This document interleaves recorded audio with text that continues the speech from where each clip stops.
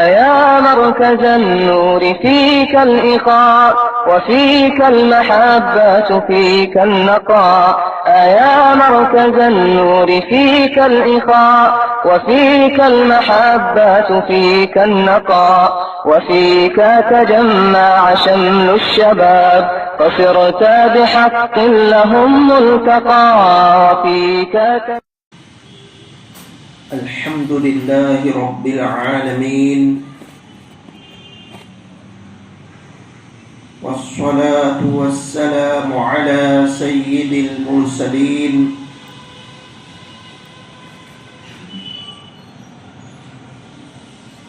سيدنا ومولانا محمد وعلى آله وأصحابه وأزواجه وذرياته أجمعين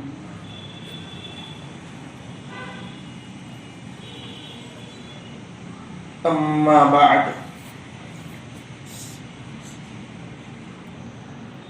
فأعوذ بالله من الشيطان الرجيم بسم الله الرحمن الرحيم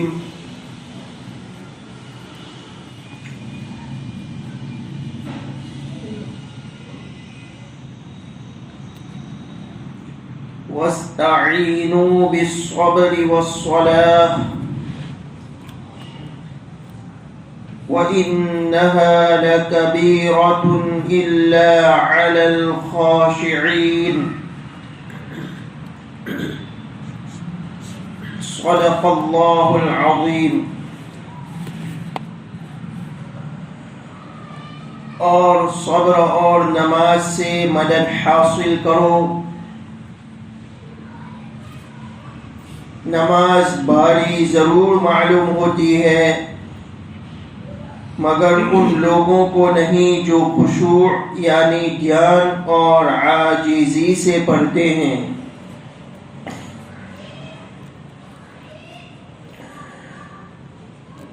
گزشتہ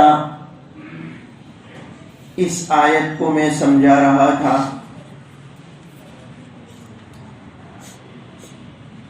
میں نے بتلایا تھا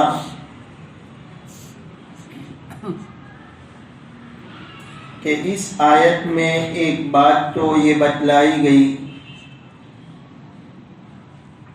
کہ صبر اور نماز سے مدد حاصل کرو. علماء یہود جن باطنی بیماریوں میں مبتلا تھے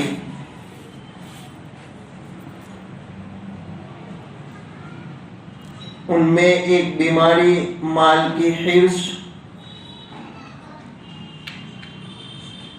دوسری بیماری مرتبے کی حرص، بڑا بننے کا شوق جس کو حب جاہ کہا جاتا ہے. ان کو بتلایا گیا کہ اگر تزکیہ نفس مقصود ہے، اپنی اصلاح مقصود ہے، تو اسلام قبول کر کے صبر اور اسلامی عبادت نماز کی پابندی کرو.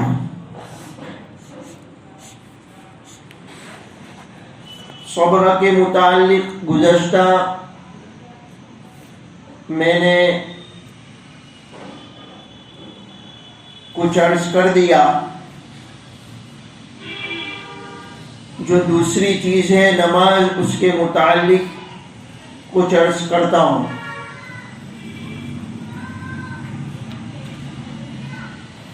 نماز میں روحانی غذا ہے.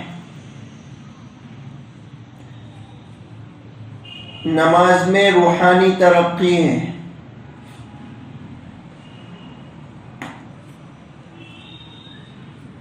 وقفے وقفے سے،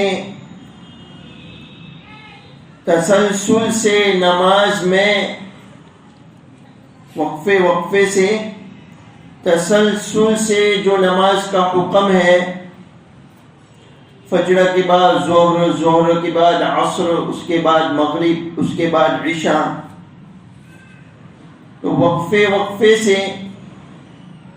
تسلسل کے ساتھ نماز کے حکم میں بڑی حکمتیں ہیں. یہ ایسا فریضہ ہے کہ مومن اور کافر کے درمیان وجہ امتیاز ہے. ایک مومن اور کافر کے درمیان نماز کے ذریعے فرق ہوتا ہے. آزاد، غلام، امیر، غریب، بیمار، تندرست پر ہر حال میں نماز فرض ہے. یہاں تک کہ نبی اور رسول سے بھی ثابت نہیں. نماز ایسا فریضہ ہے جو نبی اور رسول سے بھی ثابت نہیں. نبی اور رسول پر بھی نماز فرض تھی. نماز کے ذریعے دین اور ایمان کی حفاظت ہوتی ہے. اللہ سے تعلق قائم ہوتا ہے.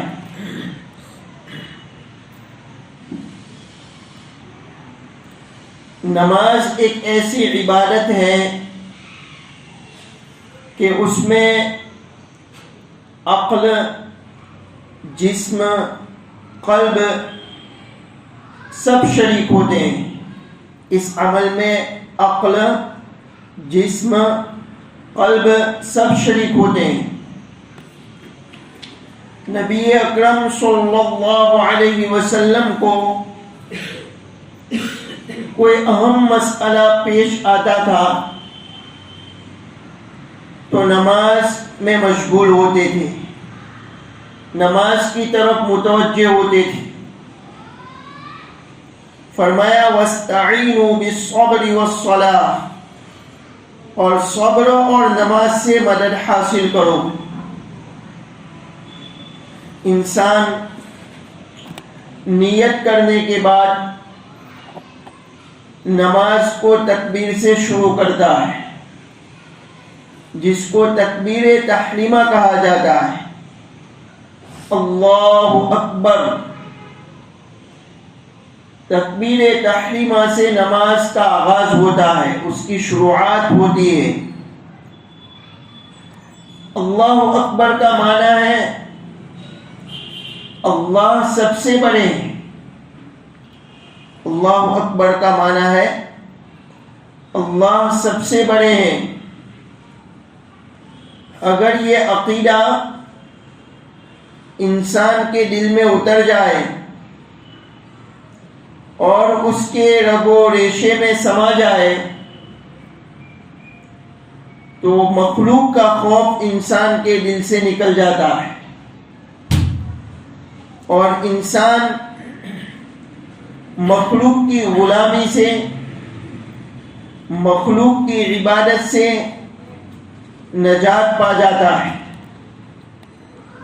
اگر خشوع اور خضوع کے ساتھ نماز نصیب ہو جائے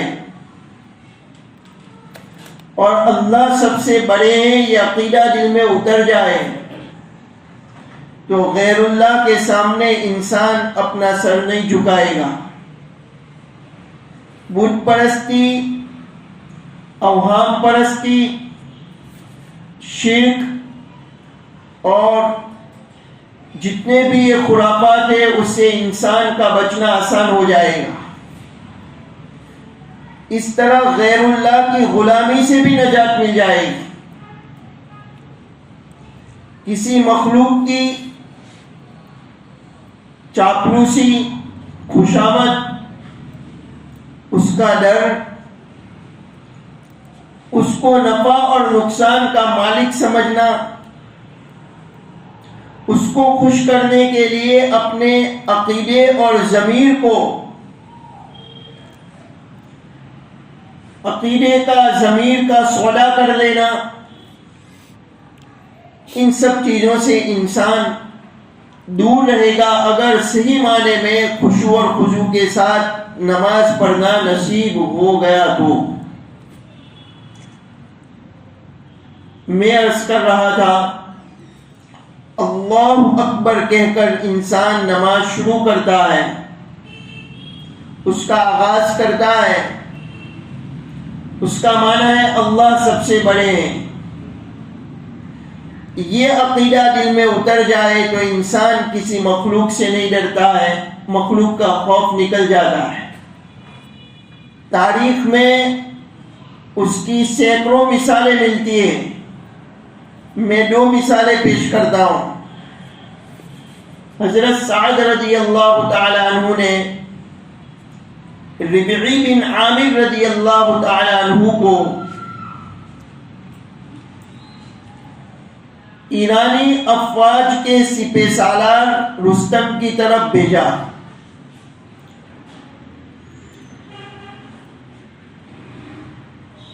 رستم نے اس کا جو لشکر تھا اور جس جگہ پر وہ ٹھہرا ہوا تھا وہاں پر ریشم کے پردے تھے،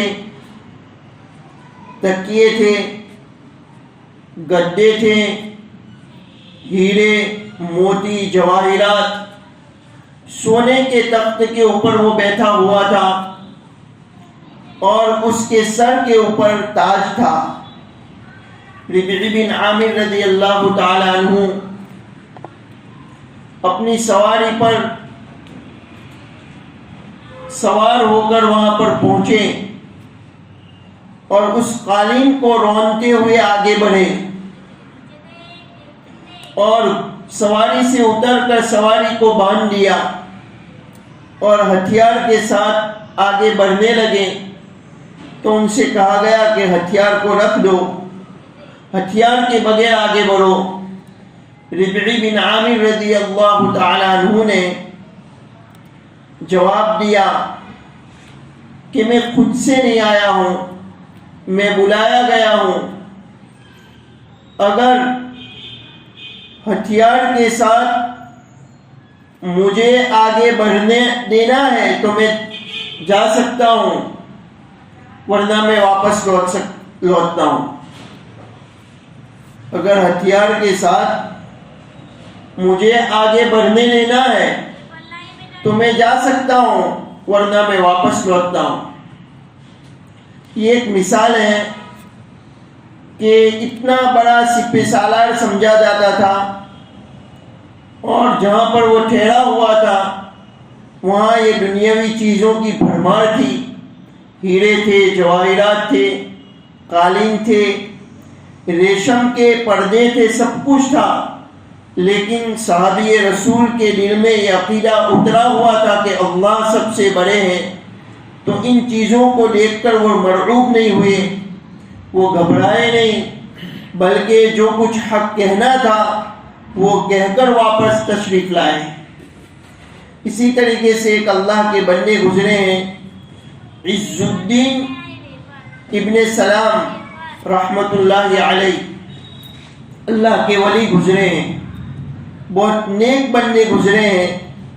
ایک مرتبہ وقت کے بادشاہ کے پاس وہ تشریف لے گئے اور دیکھا کہ سب لوگ وہاں پر موجود ہیں اور اس کو بڑی شوقت میں دیکھا۔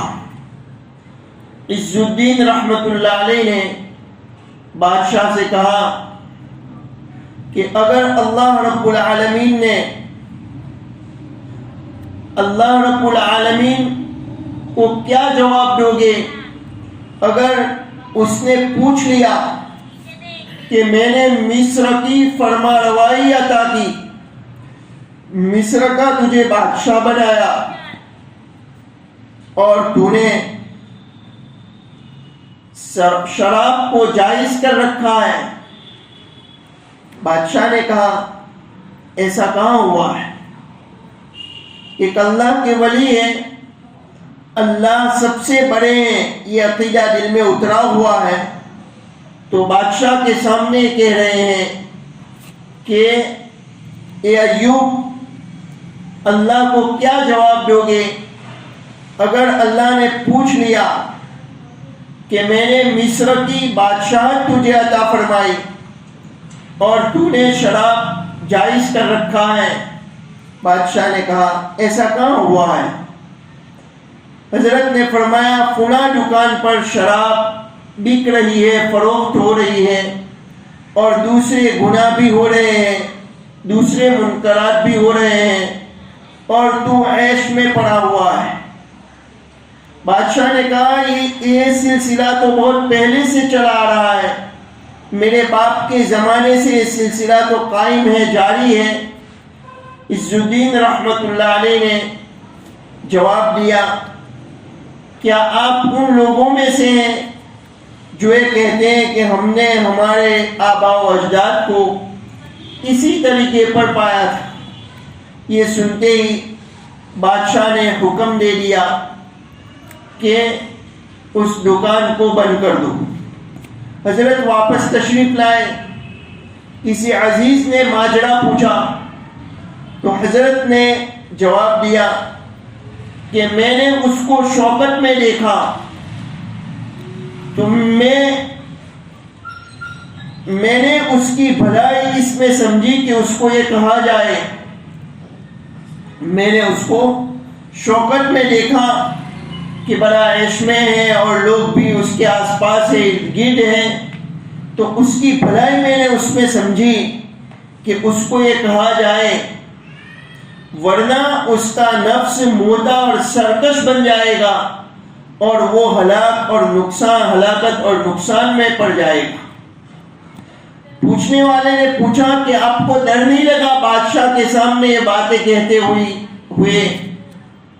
حضرت رحمت اللہ علیہ نے جواب دیا کہ اس کے سامنے، جب میں بادشاہ کے سامنے تھا اس وقت میں نے اللہ کی ہیبت و شان کا استحضار کیا تو مجھے محسوس ہوا کہ میرے سامنے ایک بلہ موجود ہے۔ میں نے اس کے سامنے اللہ کی شان، اللہ کی ہیبت و شان کا استحضار کیا تو مجھے یہ محسوس ہوا کہ جیسے میرے سامنے ایک بلہ بیٹھا ہو۔ تو اللہ سب سے بڑے ہیں، یہ عقیدہ دل میں اتر جاتا ہے تو انسان کسی مخلوق سے مرعوب نہیں ہوتا ہے، ڈرتا نہیں ہے۔ تو نماز کا آغاز ہوتا ہے اللہ اکبر سے۔ یہاں پر فرمایا وَاسْتَعِينُوا بِالصَّبْرِ وَالصَّلَاةِ، اور صبر اور نماز سے مدد حاصل کرو۔ یہ جتنے فوائد میں نے بتلائے نماز کے جتنے فائدے بتلائے، یہ اس وقت حاصل ہوتے ہیں جب انسان خشوع اور خضوع کے ساتھ نماز پڑھے، اچھی طرح نماز پڑھے، دھیان اور توجہ کے ساتھ نماز پڑھے، اعضاء کو صحیح طور پر سنت کے مطابق اپنے ظاہری جسم کو رکھے اور اس کا دل بھی متوجہ ہو۔ خشوع حاصل کرنے کے لیے، خشوع کا تعلق قلب سے ہے کہ انسان کا دل متوجہ ہو، غافل نہ ہو، دوسرے خیالات میں مشغول نہ ہو، اس کا تعلق قلب اور دل سے ہے۔ اس کو حاصل کرنے کے لیے پہلا کام یہ ہے کہ انسان جو کچھ پڑھ رہا ہے اس کی طرف توجہ کرے۔ دوسرا کام یہ ہے کہ جو کچھ پڑھ رہا ہے، زبان سے ادا کر رہا ہے، اس کے معنی کی طرف توجہ کرے۔ الحمدللہ رب العالمین، تو انسان معنی کی طرف دھیان کرے کہ تمام تعریفیں اللہ کے لیے ہیں جو رب العالمین ہیں۔ الرحمن الرحیم، بڑے مہربان، نہایت رحم کرنے والے ہیں۔ مالک یوم الدین، روز جزا کے مالک ہیں۔ ایاک نعبد و ایاک نستعین، اے اللہ ہم آپ ہی کی عبادت کرتے ہیں اور آپ ہی سے مدد مانگتے ہیں۔ اہدنا الصراط المستقیم، اے اللہ ہمیں سیدھے راستے پر چلا دیجیے۔ صراط الذین انعمت علیہم، ان لوگوں کے راستے پر جن پر آپ نے انعام کیا۔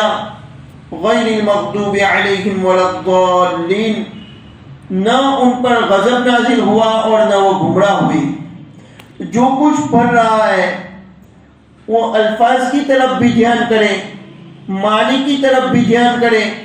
رکوع میں جاتے وقت انسان تکبیر کہتا ہے اللہ اکبر، تو الفاظ اور معنی کی طرف دھیان کرے، اللہ سب سے بڑے ہیں۔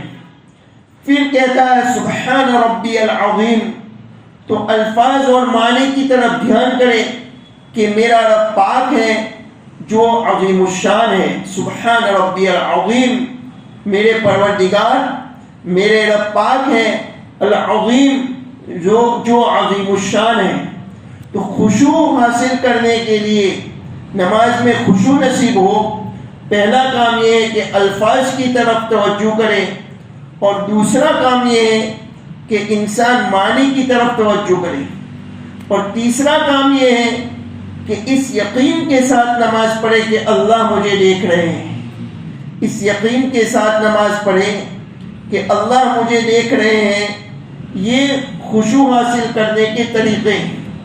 جب اس طرح نماز پڑھے گا تو جو نماز کے فوائد میں نے بتلائے کہ روحانی غذا ہے، روحانی ترقی ہے نماز میں، نماز کے ذریعے اللہ سے تعلق قائم ہوتا ہے، دین و ایمان کی حفاظت ہوتی ہے، اور نماز کے ذریعے بندہ مومنین میں جو شامل ہوا ہے اس شمولیت کی حفاظت ہوتی ہے۔ یہ فوائد نماز کے ذریعے حاصل ہوں گے اگر خشوع اور خضوع کے ساتھ پڑھے گا۔